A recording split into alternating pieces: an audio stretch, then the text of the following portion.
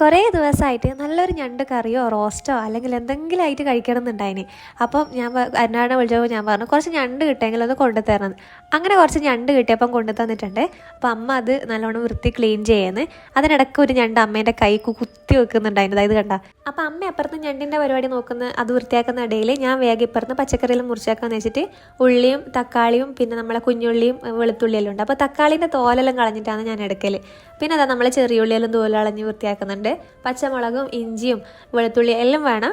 അങ്ങനെ കുഞ്ഞുള്ളി മുറിക്കുന്ന സമയത്താണ് ഇതാ കണ്ണിന്ന് ഇങ്ങനെ പടപെടാന്ന് പറഞ്ഞിട്ട് വെള്ളം നീറ്റൽ വരുന്നത്. അപ്പം എല്ലാത്തിൻ്റെ തോലെല്ലാം കളഞ്ഞ് നല്ല വൃത്തിക്ക് നമുക്കിനി മുറിച്ചെടുക്കുക. എല്ലാം ക്ലീൻ ചെയ്തെടുത്തിട്ടുണ്ട്. അപ്പോൾ ഇനി നമുക്ക് മുറിക്കേണ്ട പരിപാടിയിലേക്ക് പോവാം. എല്ലാം ഞാൻ തക്കാളിയെല്ലാം നല്ല നീളത്തിലും മുറിച്ചു. പിന്നെ അതുപോലെ ഉള്ളിയും എല്ലാ സാധനങ്ങളും മറ്റേ പറങ്കിയും എല്ലാം നീളത്തിൽ അങ്ങ് മുറിച്ച് വെച്ചിട്ടുണ്ട്. ഉള്ളി കുറച്ച് കട്ടി കുറച്ച് മുറിച്ചാലാണ് അതിനൊരു രസം ഉണ്ടാവുക. അപ്പോൾ നമ്മളെ സാധനങ്ങളെല്ലാം റെഡിയായി. ഇനി നമുക്ക് ഇഞ്ചിയും വെളുത്തുള്ളിയും പച്ചമുളകെല്ലാം കൂടിയിട്ട് ചതച്ചിട്ടെടുക്കാം. നല്ലോണം കുത്തി നല്ലോണം ചതച്ചെടുക്കാം. എനിക്ക് മിക്സിയിൽ ഇടുന്നതിനോട് താല്പര്യമില്ലാത്തതുകൊണ്ടാണ് ഞാൻ ഈല് വെച്ചിട്ട് കുത്താന്ന് വിചാരിച്ചത്. അങ്ങനെ അത് ഇത്ര പോലെ ആയി കിട്ടിയിട്ടുണ്ടെങ്കിൽ നമുക്ക് നമ്മളെ ചട്ടിയിൽ എണ്ണ ഒഴിച്ചിട്ട് ചെറിയ ഉള്ളി ഇട്ടിട്ട് ഒന്നിങ്ങനെ വാട്ടിയെടുക്കാം. അതിന് ശേഷം നമ്മൾ നേരത്തെ ചതച്ച് വെച്ചിട്ടുണ്ടെങ്കിൽ മറ്റേ ഇതില്ലേ നമ്മളെ ഇഞ്ചി വെളുത്തുള്ളിയല്ലോ അതെല്ലാം ഇട്ടിട്ട് ഒന്നും കൂടി ഒന്ന് വാട്ടിയെടുക്കുക. ലേശം ഉപ്പ് ഇട്ടോട്ടാ. ഉപ്പിട്ടിട്ട് നല്ലോണം ഒന്ന് വാട്ടിയെടുക്കുക. അതിൻ്റെ മുകളിലേക്ക് തന്നെ ഉള്ളിയും കൂടി ഇട്ടിട്ട് ഒന്ന് വാട്ടി കൊടുക്കുക. ഇപ്പുറത്തെ സൈഡിൽ അമ്മ ഞണ്ട് വേവിക്കുന്നുണ്ട്. ഉപ്പും മഞ്ഞളും ഇട്ടിട്ട് ജസ്റ്റ് ഒന്ന് വേവിച്ച് വെച്ചിട്ടുണ്ട്. അപ്പം നമുക്ക് വേഗം പെട്ടെന്ന് റെഡിയായി കിട്ടും. പിന്നെ അതാ തക്കാളി ഇടുക. അപ്പം അതിനിടക്ക് വേഗം അമ്മ എനിക്ക് ഇളനീര് കൊത്തിയിട്ട് തരുന്നുണ്ട്. പണിയെടുക്കുന്നത് അമ്മയാണെങ്കിലും അതിൻ്റെ ക്ഷീണം മൊത്തം എനക്കാന്നുള്ള ഒരു ഭാവത്തിലാണ് ഞാനിരിക്കുന്നത്.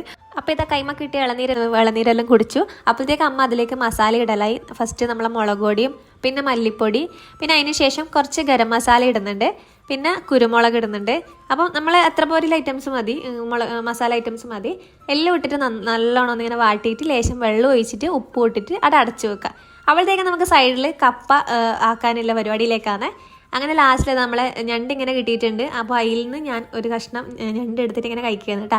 ഫൈനലായിട്ട് നമ്മളെ ഞണ്ടും കപ്പയും ഇവിടെ റെഡി ആയിട്ടുണ്ട്. പുറത്താണെങ്കിൽ നല്ല മഴയുണ്ട്. നല്ലൊരു കട്ടൻ ചായയും കപ്പയും ഞണ്ട് റോസ്റ്റും പിന്നെ ഒന്ന് വേണ്ട. ഇതെല്ലാം സെറ്റായപ്പോഴത്തേക്ക് ഞാൻ വേഗം കുളിച്ചിട്ട് വന്നിട്ടുണ്ട്. അങ്ങനെ നമുക്കിതൊന്ന് കഴിച്ചു വെക്കാം. നല്ല ടേസ്റ്റ് ഉണ്ട്. സത്യം പറഞ്ഞാൽ കഴിക്കുമ്പോൾ തന്നെ നല്ല ടേസ്റ്റ് ഉണ്ട്.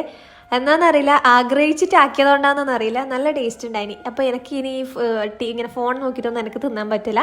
അപ്പുറം പോയിട്ട് നല്ല വിശാലമായിട്ട് ഞാൻ തിന്നട്ടെ. അപ്പോൾ ഇന്നത്തെ വീഡിയോ ഇത്രയേ ഉള്ളൂ. ടാറ്റാ.